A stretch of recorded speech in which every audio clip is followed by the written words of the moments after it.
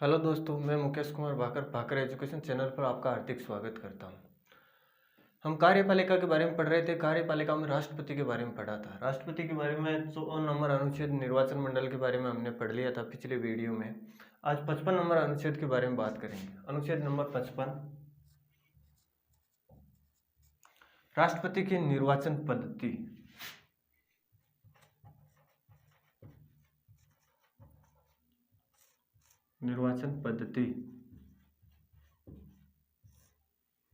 निर्वाचन पद्धति राष्ट्रपति की कहां से ली गई है?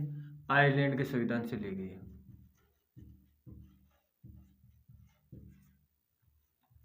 आयरलैंड के संविधान से ली गई है। अब पद्धति कौन सी होती है? देखो, राष्ट्रपति के निर्वाचन की पद्धति होती है एकल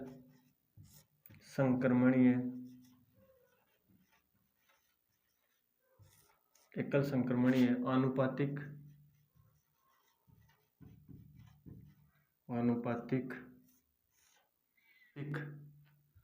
मत पद्धति। इस पद्धति के द्वारा राष्ट्रपति का क्या होता है? निर्वाचन होता है। जिस प्रकार लोकसभा में प्रत्यक्ष रूप से होता है, राज्यसभा में अप्रत्यक्ष रूप से होता है, और इसमें किस प्रकार से होता है? राष्ट्रपति का निर्वाचन एकल संक्रमणीय आनुपातिक मत पद्धति के द्वारा होता है।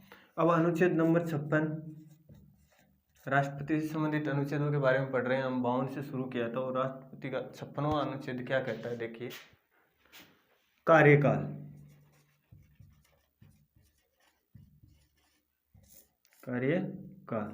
राष्ट्रपति का कार्यकाल कितना होता है? 5 वर्ष।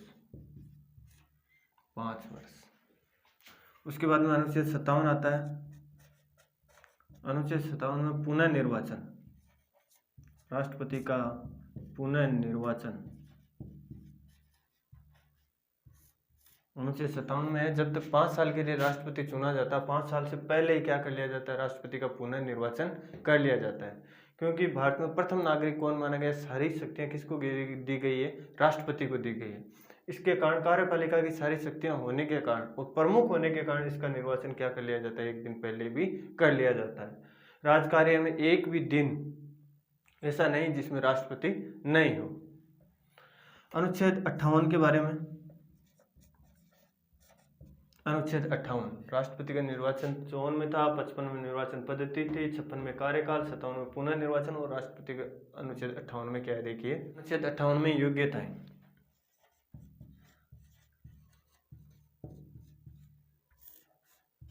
किसकी योग्यताएं? राष्ट्रपति की योग्यता। क्या योग्यता होती है? आयु 35 वर्ष।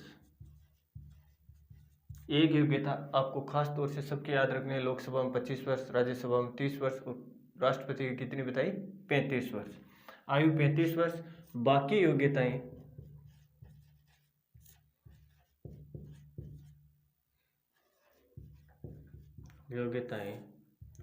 लोकसभा सदस्यों वाले या संसद के सदस्यों वाले, लोकसभा सदस्यों वाले। बाकी योग्यताएं जो लोकसभा सदस्यों की होती है वही होती है। आयु में क्या है? फेरबदल है, तो आयु कितनी कर दी गई? 35 वर्ष। इसके बाद में अनुच्छेद 59। अनुच्छेद 59 में राष्ट्रपति के लिए, राष्ट्रपति पद के लिए आवश्यक शर्त है।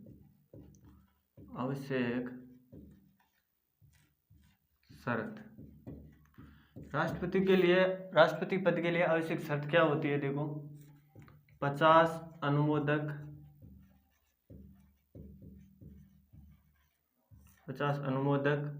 व 50 प्रस्तावक होने चाहिए।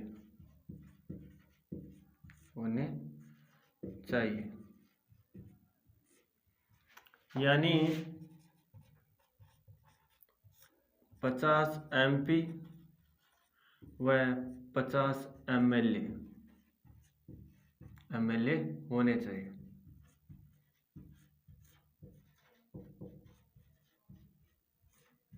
राष्ट्रपति भारत का प्रथम नागरिक माना जाता है। कार्यपालिका की सारी शक्तियां राष्ट्रपति के पास में होती है, तो हर किसी व्यक्ति को राष्ट्रपति नहीं बना सकते। उसके लिए आवश्यक शर्त रखी गई है, 50 व्यक्ति उसके पक्ष में और 50 व्यक्ति उस प्रस्ताव को स्वीकार करें। 50 तो अनुमोदक यानी वो राष्ट्रपति को खड़ा करना चाहते हैं, 50 प्रस्ताव हाँ ये राष्ट्रपति ठीक रहेगा, यानी 50 MP और 50 MLA होने चाहिए। ये राष्ट्रपति के पद के लिए क्या है, आवश्यक शर्त है। उसके बाद में अनुच्छेद 60 आता है। अनुच्छेद 60 शपथ। अनुच्छेद 60 में क्या है, शपथ। शपथ कौन दिलाता है, सर्वोच्च न्यायालय का मुख्य न्यायाधीश। सर्वोच्च न्यायालय का मुख्य न्यायाधीश।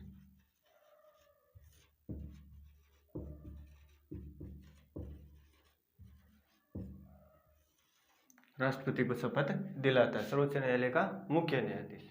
उसके बाद में अनुच्छेद 61 आता है। राष्ट्रपति से संबंधित अनुच्छेद पढ़ रहे हैं हम, तो राष्ट्रपति से संबंधित अनुच्छेद 61 में क्या है देखिए, महाभियोग।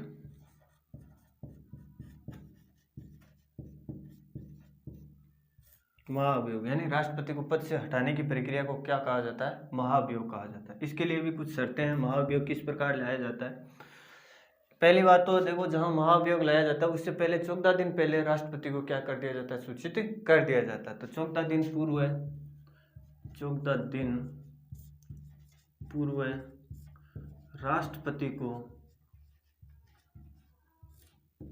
को सूचित किया जाता है कि हम या संसद के सदस्य मिलकर क्या ला रहे हैं, आपके ऊपर महाभियोग की प्रक्रिया ला रहे हैं।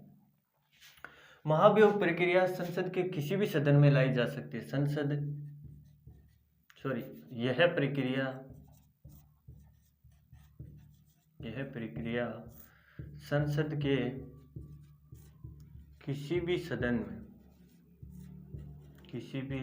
में लाई जा सकती है।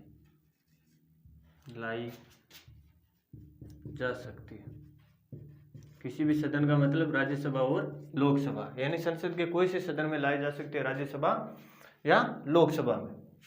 उसके बाद में देखो, यह प्रक्रिया पूर्ण करने के लिए या यह प्रस्ताव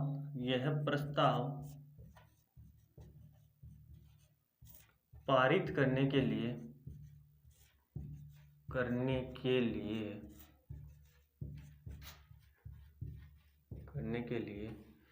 संसद के 2/3 सदस्यों का बहुमत होना जरूरी है। इसको हटाने के लिए महाभियोग की प्रक्रिया लाई जाती है और 14 दिन पूर्व राष्ट्रपति को सूचित किया जाता है। यह प्रक्रिया संसद के किसी भी सदन में लाई जा सकती है, यानी लोकसभा या राज्यसभा में। यह प्रस्ताव पारित करने के लिए संसद के 2/3 सदस्यों का बहुमत होना क्या होता है, जरूरी होता है। यह है अनुच्छेद 61 में। 62 नंबर अनुच्छेद में क्या कहा गया है, राष्ट्रपति के पद पर रहते हुए ही दूसरे के चुनाव करवा लिए जाते हैं। राष्ट्रपति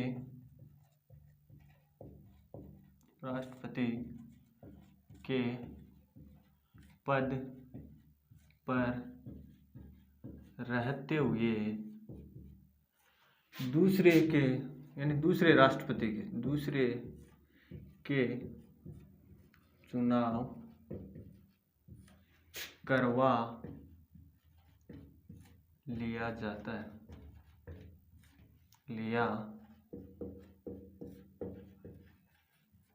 है। यानी पद पर रहते हुए दूसरे राष्ट्रपति का चुनाव करवा लिया जाता है।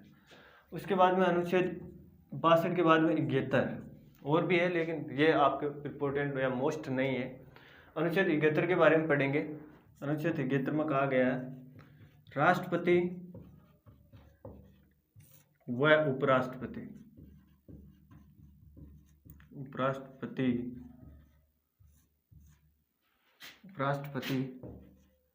के निर्वाचन से संबंधित विवाद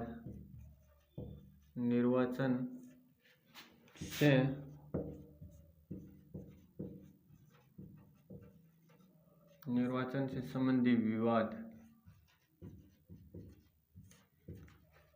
का निपटारा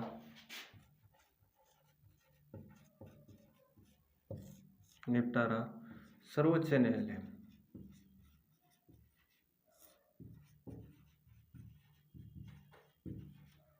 न्यायालय में किया जाएगा।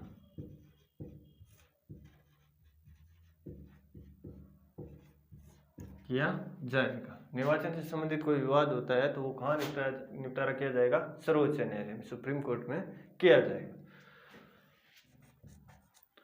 बेहतर में क्या कहा गया है? समाधान से संबंधित, इसमें देखो सर्वोच्च न्यायालय द्वारा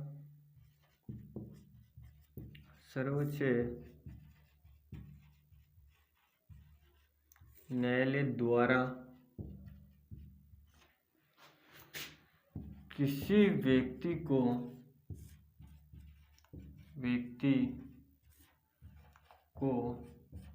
दंड दिया जाता है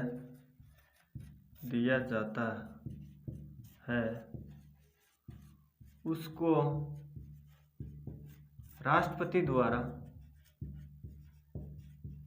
राष्ट्रपति द्वारा कम या माफ किया जा सकता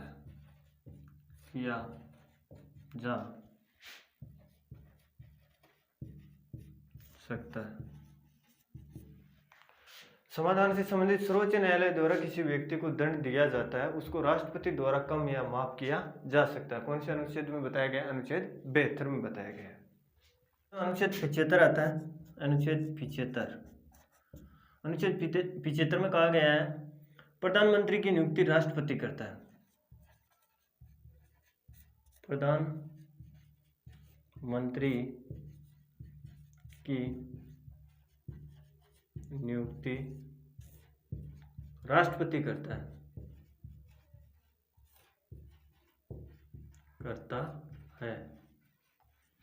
तथा प्रधानमंत्री के परामर्श से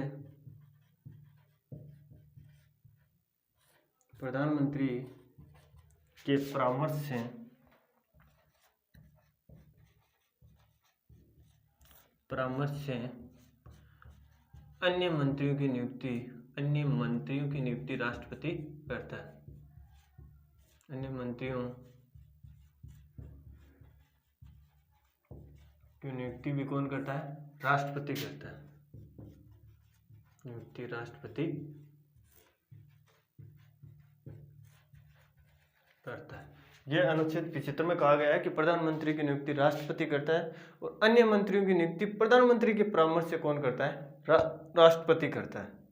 इसके बाद में अनुच्छेद 76, इसमें क्या कहा गया है? महान्यायवादी की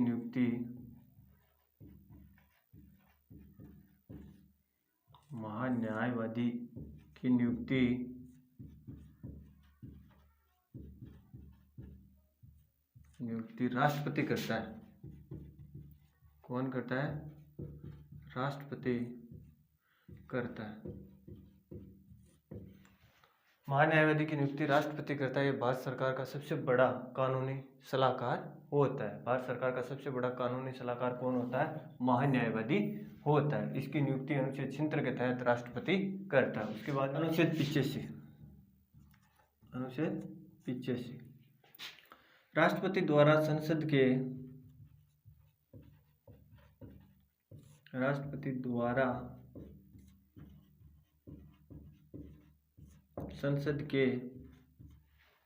सत्र को आयुक्त करना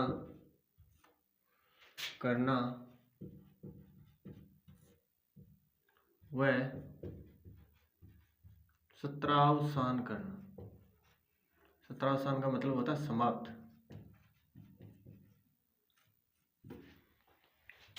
सत्रावसान करना। और इसमें एक और है, प्रधानमंत्री के परामर्श से इसी में बताया गया है प्रधानमंत्री के परामर्श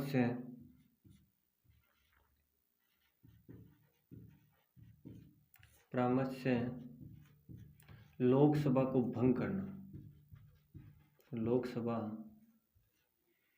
को भंग करना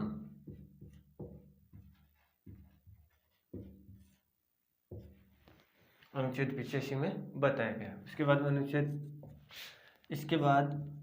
108 संसद का संयुक्त अधिवेशन, संसद का संयुक्त अधिवेशन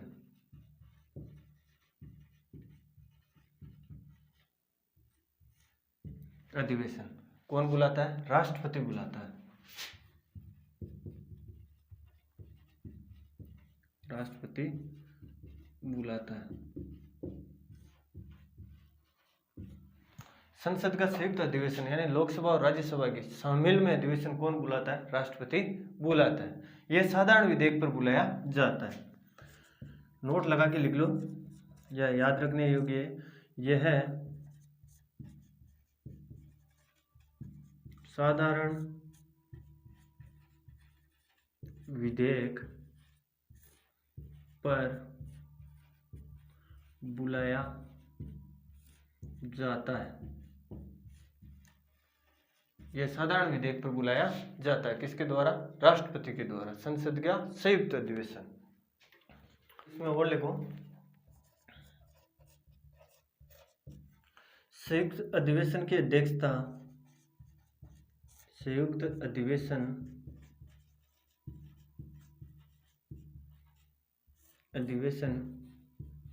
की अध्यक्षता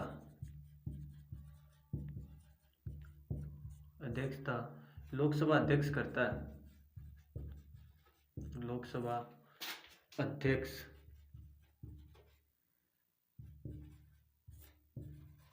करता है। जो संयुक्त अधिवेशन बुलाया जाता है उसकी अध्यक्षता कौन करता है? लोकसभा अध्यक्ष करता है। ये दोनों मोस्ट क्वेश्चन है। ये साधारण विधेयक पर बुलाया जाता है, उसके बाद में संयुक्त अधिवेशन की अध्यक्षता लोकसभा अध्यक्ष करता है, न कि राज्यसभा अध्यक्ष करता है या राज्यसभा का सभापति करता है, न ही राष्ट्रपति करता है, न प्रधानमंत्री। लोकसभा का अध्यक्ष होता है, वही संयुक्त अधिवेशन की अध्यक्षता करता है। अनुच्छेद 123 में अध्यादेश है।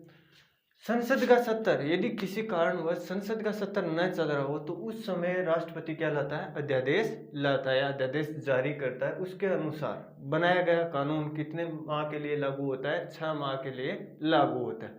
फिर यदि संसद का सत्र चले, जैसे आज आपातकाल लगा, संसद का सत्र नहीं चल रहा है, कोई जरूरी कानून बनाना है या विधेयक पास करना है, तो वो क्या कहलाता है? अध्यादेश के द्वारा राष्ट्रपति कर सकता है, बिना संसद के सत्र को बुलाए हुए। अध्यादेश 123 में इसके द्वारा ला सकता है, कानून बना सकता है, कानून प्रभावी भी हो गया। अब संसद का सत्र माना कि चलने लगा, यह आपातकाल क्या हो गया? खत्म हो गया। तो यह कानून जो अध्यादेश होता है, यह जब सत्र चलना शुरू कर देता है तो उसके 6 सप्ताह तक प्रभावी रहता है। 6 सप्ताह के बाद में या तो इसके ऊपर चर्चा हो जाती है या अपने आप क्या हो जाता है? समाप्त हो जाता है। तो अध्यादेश में राष्ट्रपति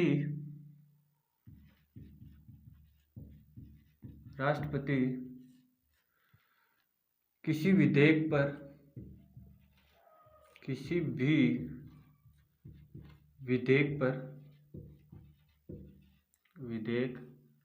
पर कानून बना सकता है,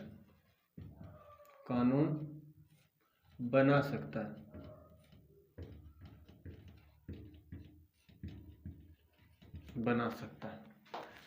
दूसरा देखो, यह कानून 6 माह तक प्रभावी रहता है।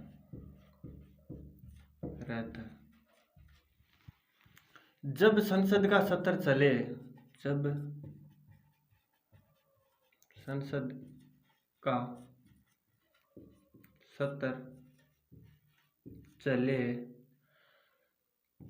तब से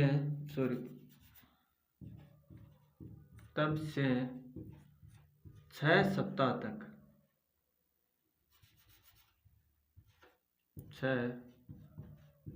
सप्ताह तक रहता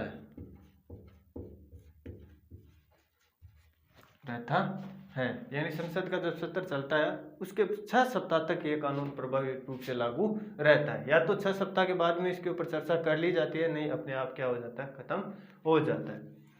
ठीक है, उसके बाद में अनुच्छेद 143 राष्ट्रपति, 143 में क्या कहा गया है, राष्ट्रपति सर्वोच्च न्यायालय से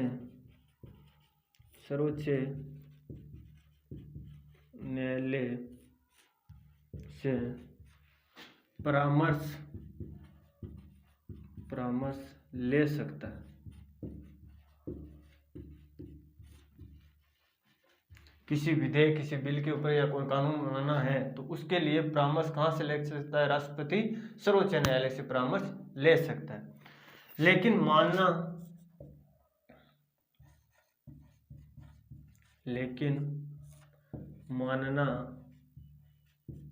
बाध्य नहीं है, यानी ले तो सकता है और लेने के बाद जब सर्वोच्च न्यायालय उसको परामर्श देता है तो यह मानना उसके लिए कोई बाध्य नहीं है कि सर्वोच्च न्यायालय ने जो परामर्श दिए उसको माने। राष्ट्रपति मानना बाध्य नहीं होता। और सेकेंड लाइन देखो यहाँ लिखा इसी में, सर्वोच्च न्यायालय ने मानना बाध्य नहीं है। दूसरा देखो, सर्वोच्च न्यायालय परामर्श दे या न दे, यह भी बाध्य नहीं है,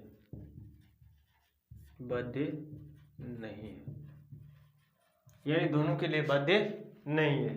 परामर्श तो मांगता है, अब सर्वोच्च न्यायालय दे या नहीं दे ये बाध्य नहीं है सर्वोच्च न्यायालय की। जब राष्ट्रपति कोई परामर्श मांगे तो उसको बताना ही पड़ेगा या उससे संबंधित सलाह देनी पड़ेगी। दूसरा होता है सर्वोच्च न्यायालय यदि उसको परामर्श देता है तो राष्ट्रपति के लिए बाध्य नहीं है कि उसको वो माने। 148 में क्या कहा गया है, भारत के नियंत्रक एवं महालेखा परीक्षक की नियुक्ति राष्ट्रपति करता है।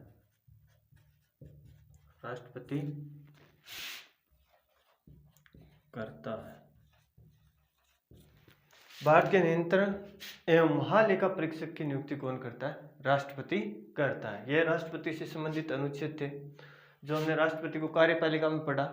2 भागों में पढ़ा। पहले भाग में राष्ट्रपति के 54 नंबर अनुच्छेद तक पढ़ा, 52 से लेकर 54 तक निर्वाचन मंडल के बारे में पढ़ा। फिर निर्वाचन पद्धति से लेकर अनुच्छेद 55 में क्या है, राष्ट्रपति की निर्वाचन पद्धति, वहां से लेकर 148 तक इस भाग में पढ़ा। दोनों वीडियो आप आराम से देखना, जो समझ में नहीं आए कमेंट करके पूछना जरूर। बहुत बहुत धन्यवाद। जय हिंद, जय भारत।